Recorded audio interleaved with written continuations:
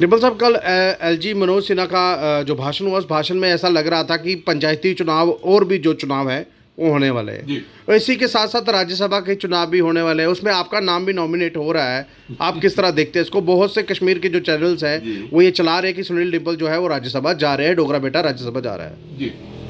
पहले तो मैं लेफ्टिनेंट गवर्नर मनोज सिन्हा साहब की बात करूंगा कि उन्होंने अच्छा किया है, लेकिन अफसोस इस बात का भी हुआ है कि उन्होंने रियासत के दर्जे की वापसी की अपने भाषण में कोई बात नहीं की।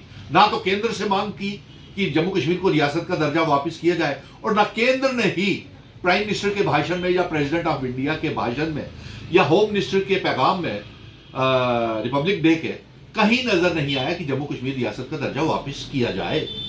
फिर लेफ्टिनेंट गवर्नर मनोज सिन्हा साहब ने, और हम ये मांग कर रहे हैं कि जम्मू कश्मीर में जम्मू और कश्मीर की कारपोरेशंस के चुनाव करवाए जाए, अर्बन लोकल बॉडीज के चुनाव करवाए जाए, और पंचायतों के और म्यूनिसिपैलिटीज के चुनाव भी करवाए जाए, ताकि जमहूरियत जो है वो निचले स्तर तक पहुंच सके।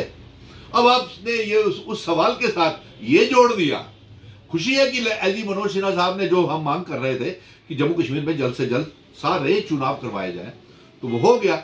मैं सिर्फ यही नहीं मांग कर रहा हूं, मैं तो ये भी मांग कर रहा हूं कि 5 जो एमएलएस की नॉमिनेशंस होनी है, वो उमर अब्दुल्ला और डॉक्टर फारूक अब्दुल्ला साहब जल्द से जल्द वो एमएलएस की नॉमिनेशन करें, जिसमें 2 महिलाएं हैं और उसके साथ साथ 2 कश्मीरी पंडित्स हैं, और पीओके वालों को भी, रिफ्यूजियों को भी एक सीट दी गई है। तो फारूक अब्दुल्ला साहब को चाहिए कि उनकी नेशनल कॉन्फ्रेंस ने ये सरकार बनाई है, तो वो 5 एमएलएस की वो नॉमिनेशन भी करें और साथ में ये अर्बन लोकल बॉडीज और कारपोरेशन के चुनाव भी करवाएं।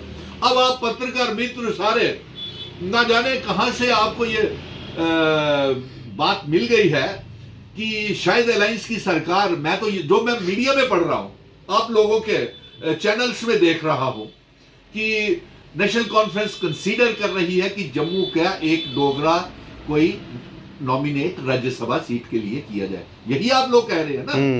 अच्छा।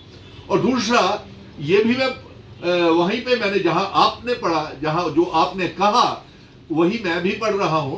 हाँ, ये मैंने जरूर मांग की थी कि जम्मू का एक डोगरा बेटा राज्यसभा में जरूर भेजा जाए, क्योंकि कश्मीर के तमाम पॉलिटिकल लीडर्स ने, तमाम पॉलिटिकल पार्टियों के लीडर्स ने जम्मू कश्मीर की आवाम को धोखा दिया है और साथ में जम्मू कश्मीर को बर्बाद किया है। अब रहा जम्मू का ताल्लुक, जम्मू के 28 एमएलए जो डोगरा खुद को कहते हैं, वो डोगरा रियासत की कभी महाराजा हरि सिंह जी की रियासत की मांग ही नहीं की उन्होंने, और उसके साथ साथ 2 मेंबर पार्लियामेंट है, उन्होंने भी रियासत के दर्जे की कभी मांग नहीं की। ऊपर से प्राइम मिनिस्टर नरेंद्र मोदी जी ने और होम मिनिस्टर अमित शाह जी ने कहा था कि असेंबली के चुनावों में के बाद रियासत दी जाएगी, तो वो तो कोई इशारा या निशानदेही हो ही नहीं रही है कि रियासत वापस आएगी। इसलिए मेरा दावा है कि जम्मू का डोगरा बेटा ही, जिसने 5 अगस्त 2019 के बाद जम्मू कश्मीर, लद्दाख, पीओके, गिलगित बल्टिस्तान, पीर पंजाल, चिनाब वैली, हिंदू, मुस्लिम, सिख, ईसाई, पहाड़ी, गुज्जर, बकरवालों को इकट्ठा किया है और आगे भी जंग लड़ रहा है।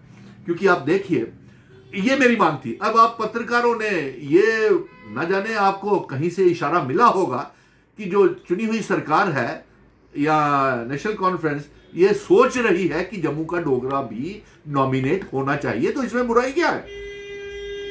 मैं तो आगे ही ये मांग कर रहा हूं, लेकिन कौन नॉमिनेट होगा ये भी मैंने उनसे कहा था कि वो हारा हुआ मेंबर पार्लियामेंट नहीं होना चाहिए, असेंबली का एमएलए नहीं होना चाहिए, ना एमएलसी होना चाहिए। क्योंकि जिस तरीके से गठबंधन की सरकार के दौरान जम्मू कश्मीर में कांग्रेस भी वॉश आउट हो गई, और इसी तरीके से एनसी का भी कोई जम्मू में नुमाइंदा ही नहीं है सरकार का जम्मू में, तो इसलिए जम्मू का डोगरा बेटा होना बेहद जरूरी है। जो 200 यूनिट बिजली फ्री, अपने सलाल उड़ी हाइडल प्रोजेक्ट की वापसी, और दरबार मूव शुरू करने की जंग, और बेरोजगार नौजवानों को उनका हक और इंसाफ दिला सके। लेकिन अफसोस इस बात का आ रहा है कि कश्मीर के नेता, मैं अभी भी उनसे कहूंगा, महबूबा मुफ्ती जी, अल्ताफ बुखारी, गुलाम नबी आजाद, सज्जाद लोट, अभी रियासत मिली नहीं है, अभी इकट्ठे हो जाइए और रियासत के दर्जे की जंग लड़िए। क्योंकि आपने पहले भी मैंने आपको न्योते दिए थे, आप नहीं इकट्ठे हुए। हाँ, और इसी विजन डॉक्यूमेंट के ऊपर चल के हमने सरकार बनाई है, वादे किए हैं, और आर्टिकल 370 35 से इंस्ट्रूमेंट ऑफ असेशन की शर्तें, स्टैंड स्टिल एग्रीमेंट, ये जम्मू कश्मीर रियासत की रूह है और ये वापस करना पड़ेगा और लेना है हमने। इसकी जंग जारी रहेगी। लेकिन अफसोस इसी बात का हुआ कि प्रधानमंत्री जी से जिस बात की तवक्को थी, वो तवक्को भारतीय जनता पार्टी से पूरी होती नजर नहीं आ रही। उल्टा रोड़े अटकाए जा रहे हैं जम्मू कश्मीर की सरकार में। अब कल ही देखिए आप कि चुनी हुई सरकार के चीफ मिनिस्टर, 1 करोड़ 30 लाख अवाम के चीफ मिनिस्टर, वो झंडा नहीं लहरा सके। और एक नॉमिनेटेड लेफ्टिनेंट गवर्नर, हमें तो यह भी सुनने में आ रहा है कि जम्मू कश्मीर के लिए भारतीय जनता पार्टी कोई नया लेफ्टिनेंट गवर्नर भी ढूंढ रही है, उसकी तलाश भी जारी हो गई है। जिस तरीके से इन्होंने जम्मू प्रदेश का नया अध्यक्ष बनाया है लेफ्टिनेंट गवर्नर, और इस लेफ्टिनेंट गवर्नर को सुनने में सूत्रों के हवाले से यह भी आ रहा है कि शायद इनको जेपी नड्डा साहब की जगह भेजा जा रहा है। तो इसमें आप पत्रकार मित्र कुछ भी कह सकते हैं, क्योंकि आप लोगों के बीच में जाते हैं, देखते हैं, और कैसा राज्यसभा में कौन कौन से मेंबर्स जाने चाहिए, या इसका फैसला तो अवाम करेगी। और चुनी हुई सरकार को तो खुद भी जानकारी होनी चाहिए कि जम्मू का डोगरा बेटा कौन है। धन्यवाद।